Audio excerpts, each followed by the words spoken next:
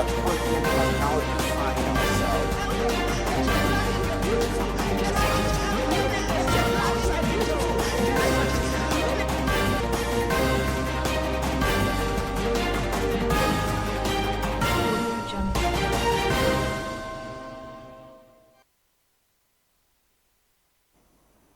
Hello and welcome to TOS TV, your digital first Pan-African network. I am Adesiwa Osui and this is TOS News Track. These are the stories we are tracking at this time. We start with stories from Nigeria. The Nigerian government has said it was not in support of the resumption of schools on Monday, January 18, 2021. The Minister of Education, Adamu, said this during the briefing of the Presidential Task Force, PTF, on COVID-19 on Monday. Adamu said the government did not agree with the state on the resumption date, adding that the task force would monitor the situation on a daily basis. According to him, the school resumption date could be reviewed again. Both private and public schools in the country resumed for second-term sessions on Monday amidst the increasing number of people contracting COVID-19 in the country. The Nigerian Center for Disease Control, NCDC, on Tuesday reported 1,617 new cases of COVID-19 in the country, with Lagos high on the list with 776 positive.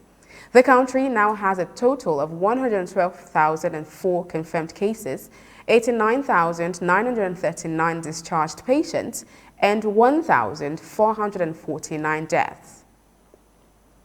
The Executive Director, National Primary Healthcare Development Agency, Faisal Shuaib, on Monday said Nigeria had more than enough facility to store the 100,000 doses of COVID-19 vaccine being expected late January or early February. He made the clarification at the briefing of the Presidential Task Force on COVID-19 in Abuja.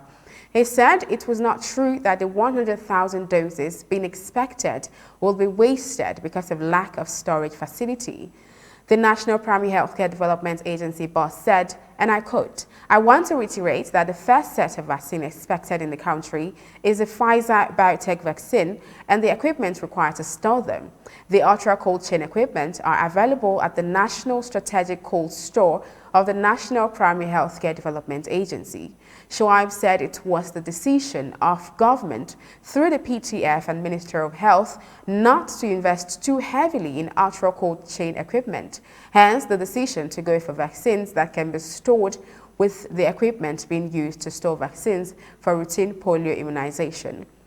While encouraging all Nigerians to get vaccinated when vaccines become accessible, Shuaib said, the chances of spreading the disease are significantly reduced when community members are vaccinated, he said.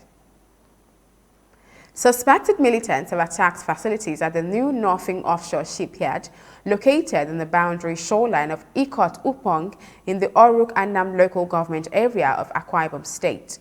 The inauguration of the shipyard, initially built for January 23, 2021, has been shifted to January 30 by Governor Udom Emmanuel following the attacks. Reports say that the armed men reportedly arrived at the yard at about 5 a.m. on Monday and shot indiscriminately to scare security workers around the site away before throwing the explosives into the multi-million-naira dredging facility of the company. Chairman of the facility, Inyekong Udonwa, lamented the damage done to facilities at the shipyard by the suspected militant group from Ogoni, part of Rivers State. He said, and I quote, "They said we cannot start any business in Akwa Ibom State without first settling them. They keep telling our staff to tell the government of Akwa Ibom to reach out to them, since they are in charge of both Rivers and Akwa Ibom States. Where do they expect me to get 20 million naira for them after destroying our machine worth 60 million naira, he asked. Udonwa stated that the incident had discouraged him greatly as it had affected expansion activities, causing him to strongly consider taking the investment elsewhere. The chairman said the investment was born out of his desire to contribute to the development of the state by providing employment opportunities for her teeming youths. You are watching TOS News Track. Up next is stories from across Africa. Stay tuned.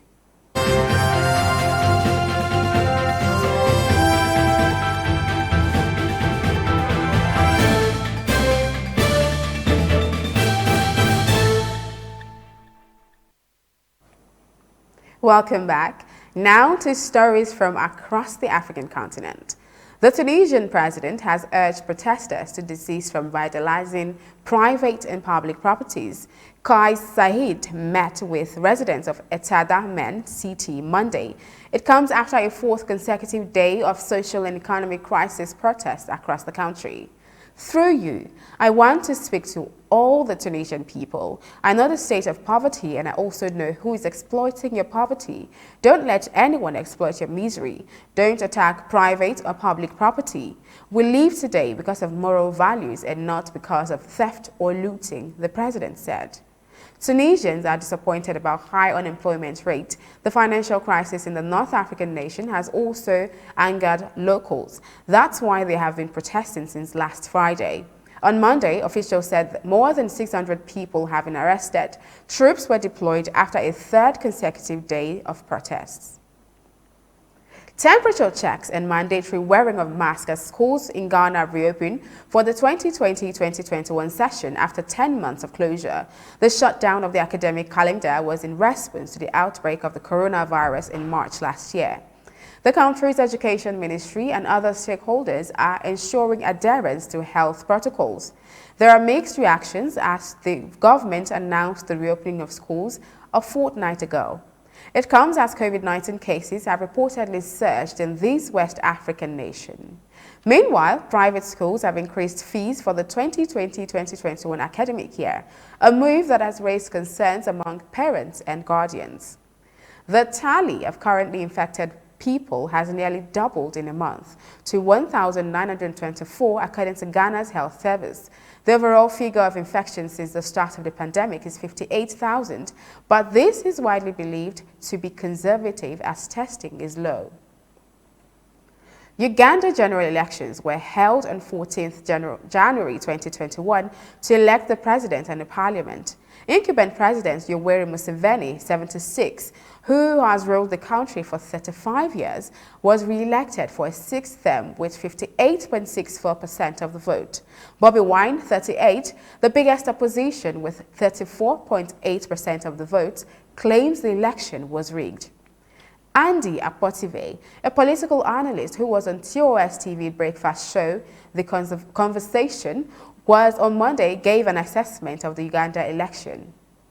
I am glad that there was somebody who was brave enough to dare the lion. There was somebody who was brave enough, to put democracy to work, even though we know the reality is that these people have got so much grip on power, such that it would take just more than democracy to get people's choices into the reign of affairs. It would take just more than that, because you see, they have been there for a long time.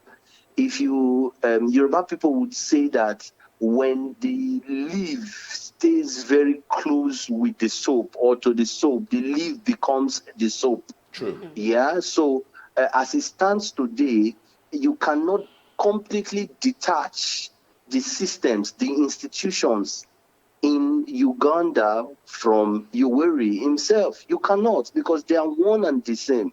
You would not expect that just like the wave of a magic wand, you are going to have a Bobi Wine become the president through this electoral process. Who is the chairman of their INEC there?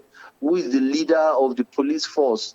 And I have said this severally, that elections and democracy is beyond just voting. Yeah. There are certain and specific institutions that are contributory to having a free, fair, credible elections. The body language of these institutions will determine whether it's free, fair, and credible. True. It didn't matter how popular you are. It didn't matter how highly opinionated, how educated, how cerebral you are. If the institutions that are supposed to make elections free, fair, and credible are not ready to make it free, fair, and credible, there's very little you can do. So this was the case in Uganda, and I'm not any way surprised. I had said to a few people who had asked me that Bobi Wine was not going to win, except if angels were dispatched from heaven The last time we saw angels dispatched from heaven to come and deliver manners was very long ago. And the people were even asked to act. They were asked to come out and pick the bread, pick the manna themselves. The people of Uganda must come out and act, must come out and take their destinies in their hands, as it were. Otherwise, you are going to continuously have this man, their president, be their president for as long as it's possible. There is hope. Africa's median age is said to be approximately at 20 years. The implication of this is that developments on the continent have great effect on the youth population. On whether there is hope for the youthful population of Africa with long-serving leaders, this is what he had to say. It's possible. There is hope. There's hope. I believe that very strongly. Even the current president, the person who has been acclaimed to have won the election, understands that his days are numbered. Who would have dared a Yoweri? This small boy? Who would have dared? Do you know this man was a freedom fighter like you had in Zimbabwe, in the person of Robert Mugabe? Who would have dared? A musician, an ordinary musician, quote and unquote, dead. And people came out in their numbers without being bribed, without being coerced. They came out. Still ahead, business and sports.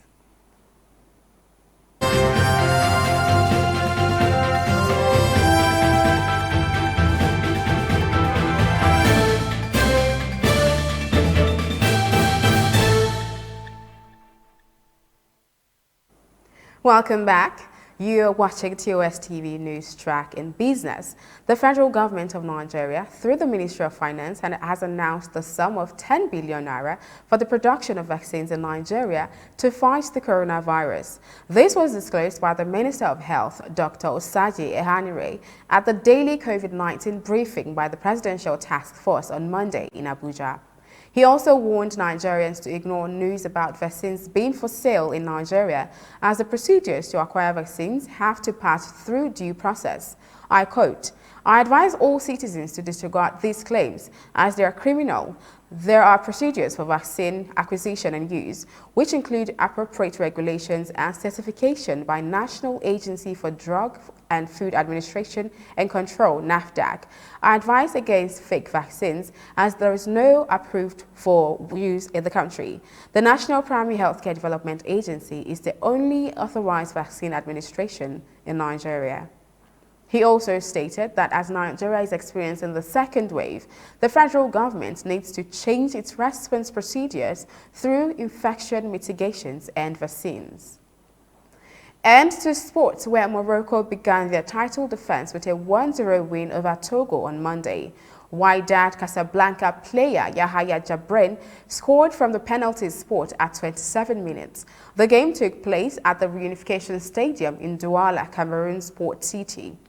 The Atlas Lions are one of the favorites to win the competition held in defiance of the coronavirus pandemic.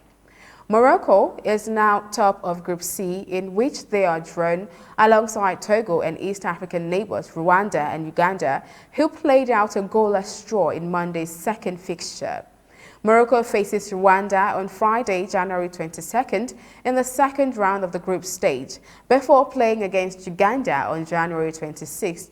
Group D rivalry opens with Zambia taking on neighbors Tanzania on Tuesday, while Guinea play Namibia in the second fixture of the day. The 6th edition of the African Nations Championship is being played in Cameroon. And that is TOS News Track on your digital-first Pan-African network. For more updates, visit www.tostvnetwork.com. Do follow and like TOS TV Network on Facebook, Twitter, and Instagram. And remember to subscribe on YouTube. TOS TV is also available on TS TV as TOS News on channel 138. Do stay with us and enjoy more programs on TOS TV Network. I am Adesuwa Osuyi. Bye for now.